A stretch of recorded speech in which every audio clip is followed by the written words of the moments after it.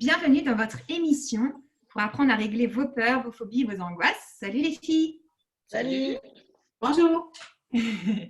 Aujourd'hui, ça va être le thème, c'est en fait la peur de la mort. On va parler de la mort, mais franchement, moi j'en ai marre. On parle tout le temps de la mort, ça nous bassine les oreilles, ça ne m'arrête pas. Dans les médias, mon cousin qui me parle de la mort, les collègues qui me parlent de la mort, franchement, ça me saoule. Ça me saoule, putain, j'en ai marre de ça. Bon, attends, je vais fermer les yeux. Purée, ça crispe mon ventre. J'ai du mal à respirer, ça remonte dans ma gorge. J'ai les épaules qui tombent. Ça descend vers mes genoux. Je sens mes mollets. Là, le ventre, ça commence à devenir très lourd à l'intérieur. J'ai les yeux qui papillonnent. Il y a mon cœur qui se calme un peu. La gorge, ça va. Je respire un peu mieux. Oh bah, ça va mieux. Ok, c'est cool. Écoutez, les filles, vous en pensez quoi de la mort, vous? Ben justement, en ce moment, on est quand même pas mal dans le jus, j'ai envie de dire, avec ça. Et il y a plein de manières dont elle peut se manifester. Et ben, pas plus tard que ce matin, on a appris, le collectif, que Églantine était malade et présentait des symptômes du Covid-19. Et justement, quand on a quelqu'un de proche qui nous annonce qu'il a les symptômes, ça peut générer tout de suite une espèce de perturbation, une peur en fait, parce que c'est quand même le sujet du moment. Et ça fait des trucs à l'intérieur de nous, juste l'annonce de ce symptôme-là. Et ça peut être une bonne occasion pour pouvoir réguler et s'intéresser justement à ce qui se passe et pouvoir libérer cette peur-là juste en fermant les yeux, comme vient de le faire Annelise. Ça fait quoi dans mon corps? De laisser évoluer jusqu'à l'apaisement et de réouvrir les yeux pour pouvoir éventuellement aborder la personne, demander plus d'explications, mais en étant beaucoup plus serein à l'intérieur. Voilà, c'est un exemple. Oui, moi aussi en ce moment, je vois, il y a aussi des appels téléphoniques qu'on peut avoir pendant la permanence, par exemple. Des gens qui sont confrontés à cette peur de mourir parce qu'eux-mêmes, ils ont chopé les symptômes et que du coup, le moindre truc qui va leur faire penser que c'est peut-être une aggravation, ben, ça peut faire qu'ils ont peur de mourir du virus. J'avais quelqu'un, par exemple, qui avait, chaque fois qu'elle avait mal à la gorge, elle pensait waouh, mais je vais mourir. Alors, ça n'était plus qu'un petit mal de gorge, ça devenait quelque chose qui était pris en charge par le mental et qui devenait un truc hyper gros. Et quand je l'ai eu à la permanence, je lui ai dit, au lieu d'aller voir là dehors et laisser le mental faire, ferme les yeux et observe ce que ça fait dans ton corps.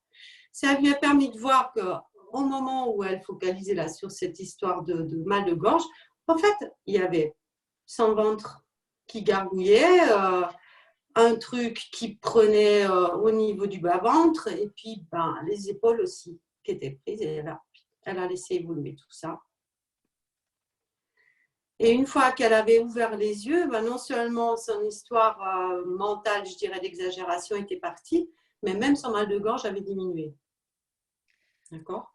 Donc ça, c'est intéressant de savoir que quand on a des petites peurs comme ça qui montent et qui deviennent des grosses peurs, avant que ça devienne des grosses peurs, hop, on va voir à l'intérieur ce que ça fait. Et on peut résoudre à la fois la peur et parfois même les symptômes qui vont avec. Je trouve que c'est un bon exemple aussi pour dire avoir peur actuellement, c'est normal. Ce qui se passe, c'est qu'on va être confronté à avoir peur de mourir, c'est normal. Ce qui n'est pas normal, c'est que ça génère des comportements complètement inadaptés ou exagérés. Je pense que les personnes qui écrivent ces petites lettres aux infirmières, à la base, j'ai peur de mourir. Et le problème, c'est ce comportement. Le mec se comporte comme un con quand même, quoi. Là, c'est un révélateur que la personne a peur de mourir. Et on peut réguler aussi ces moments où, voilà, on va voir quelqu'un dans la rue et on se dit, mais quel imbécile, vraiment, c'est pas normal. Et là, ça monte. C'est cette peur qui est présente. Là, on peut réguler à ce moment-là. Ça ne veut pas dire qu'on va ne rien dire, ça ne veut pas dire qu'on ne va pas être indigné, mais ça veut dire qu'on ne va pas se prendre la tête pendant des heures et des heures. Je sors à l'extérieur, je suis vigilante, je fais attention.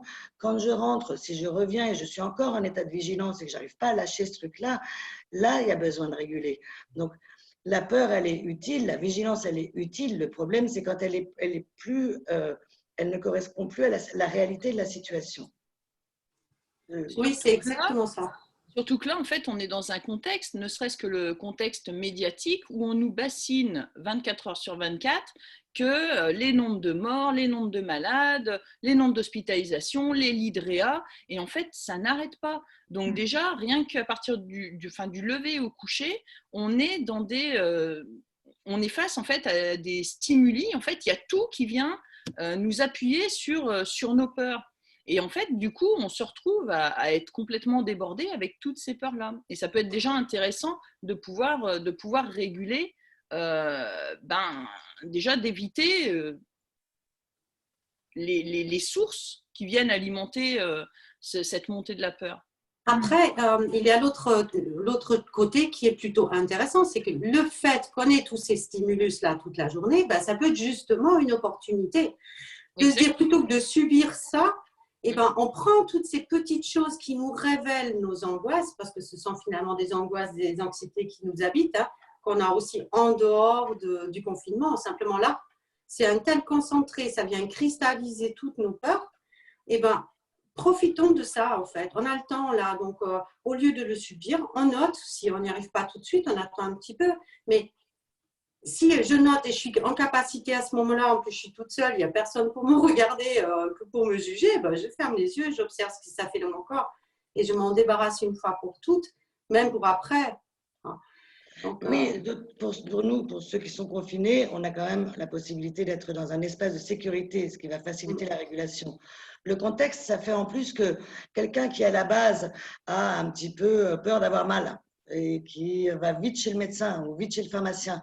Dans ce contexte-là, la solution, quand il a peur de souffrir ou d'avoir mal ou de mourir, il ne peut pas y aller, il ne peut pas aller voir son médecin, il ne peut pas aller chercher chez son pharmacien. Donc, c'est aussi un contexte qui va nous empêcher de faire ce qu'on faisait d'habitude pour apaiser nos angoisses. Donc, c'est d'autant plus l'occasion de résilier. Après, ce que je voulais dire aussi, c'est que finalement, il y a ceux qui sont confrontés, confinés, confrontés indirectement à cette peur, et là, c'est vraiment l'occasion de réguler. Il y a aussi, je crois que la permanence, elle a contacté un peu le milieu hospitalier. C'est des gens qui ont l'habitude de la peur de la mort, oui, et qui y vont. Ce qui se passe actuellement, c'est qu'ils y vont sans masque. Ils y vont sans moyens de protection. Donc là, on les envoie à la guerre sans aucune protection. Donc, c'est des personnes qui vont dire, mais non, mais vous inquiétez pas, nous, on est habitués à avoir peur de la mort, sauf que la réalité actuelle, c'est que le danger est réel pour eux. Et pour ces personnes-là, pouvoir repérer que avoir peur actuellement ne veut pas dire qu'ils ont obligatoirement une peur de la mort qui s'est activée. C'est que la réalité de la situation est dangereuse. Et que s'ils sortent chez eux, ils reviennent chez eux et qu'ils sont en colère, c'est peut-être normal. Cette émotion de colère, elle est peut-être normale parce qu'ils sont réellement mis en danger et qu'ils ont besoin d'être protégés. Et eux peuvent réguler au retour de chez eux, par exemple. Quand ils sont épuisés, quand ils ont lutté la peur au ventre pendant toute la journée, à la fin, on peut réguler à ce moment-là. Ça ne veut pas dire qu'ils ne vont pas plus avoir peur. Ça veut dire qu'ils vont y aller en étant bien conscients du courage que ça leur demande actuellement.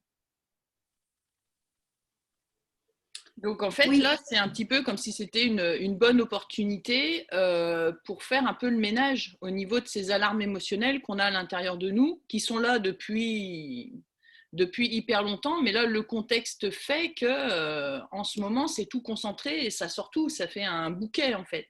Et du coup, c'est le temps du confinement, ça peut être une superbe opportunité pour justement dire, bah, puisque j'ai ça, eh ben, c'est peut-être le moment que je m'en occupe, puisque ça sort à ce moment-là. Et qu'on est confiné chez nous en plus.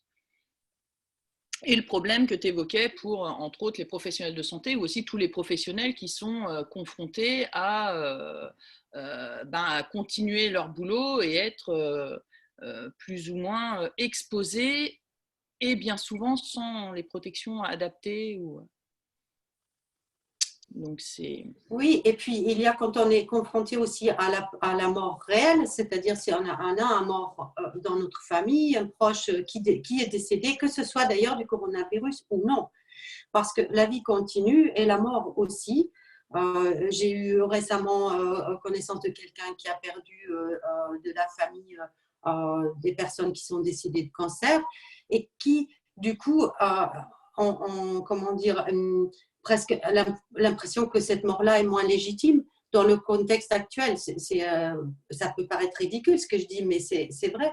On est tellement focalisé sur le virus là que toute mort qui est autour, elle est bizarre.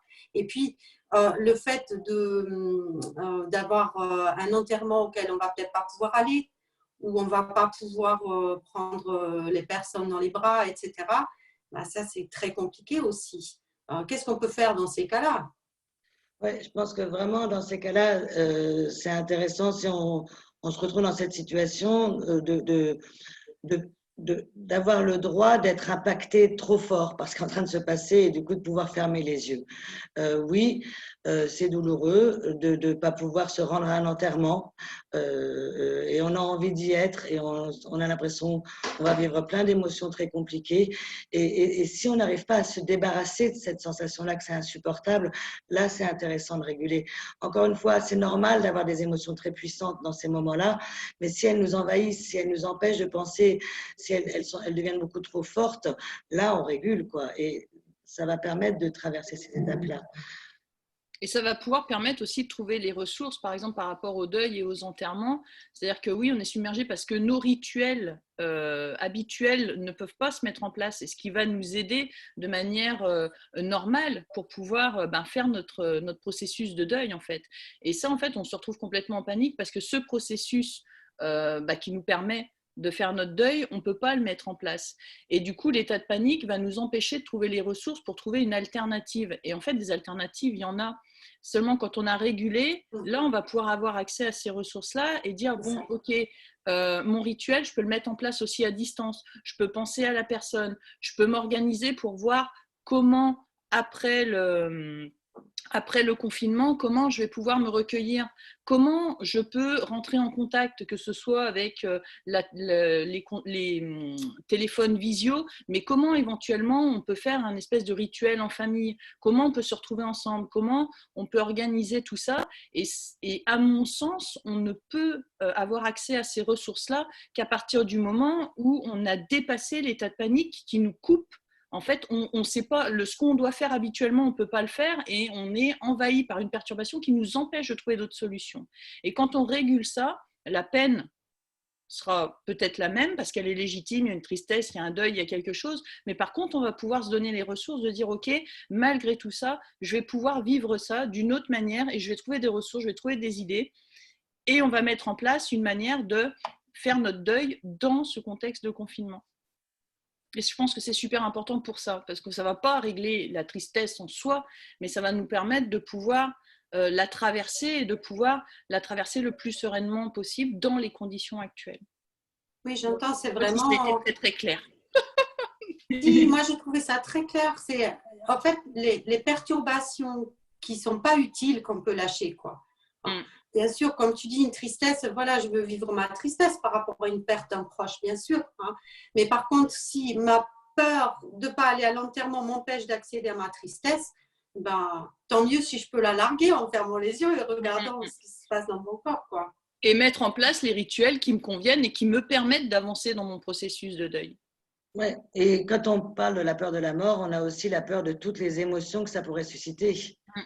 On n'est pas tous égaux face au fait de ressentir la tristesse. Moi, une de mes premières régulations, c'est suite à un deuil d'un proche et où je me suis retrouvée en pleine nuit à suffoquer de tristesse. Et à un moment, je venais de découvrir la résiliation et j'ai régulé. Et je l'ai toujours, cette tristesse. Quand je pleure, je sanglote plus. Il y a quelque chose qui vient et qui me fait du bien. Quand je suis triste, ça m'aide à passer, ça m'aide à tourner la page. Donc, la résiliation, elle ne va pas enlever l'émotion, elle va vraiment lui permettre d'avoir sa fonction. Et dans le cadre de la tristesse, de nous aider à pouvoir passer à autre chose, quoi. Donc, parfois, cette peur de la mort, c'est aussi la peur de toutes les émotions que ça pourrait déclencher. Et celles-là peuvent se réguler. Ouais. Alors, on voit vraiment que c'est un sujet hyper vaste, la peur de la mort. Je pense qu'on le réabordera une autre fois parce que le quart d'heure est déjà fini, ça passe hyper vite. Alors, on vous attend demain pour le sommeil et les enfants avec Sabine, Camus, Étienne. Et on se réjouit de vous retrouver demain. À très bientôt. Salut. Bye. Au revoir.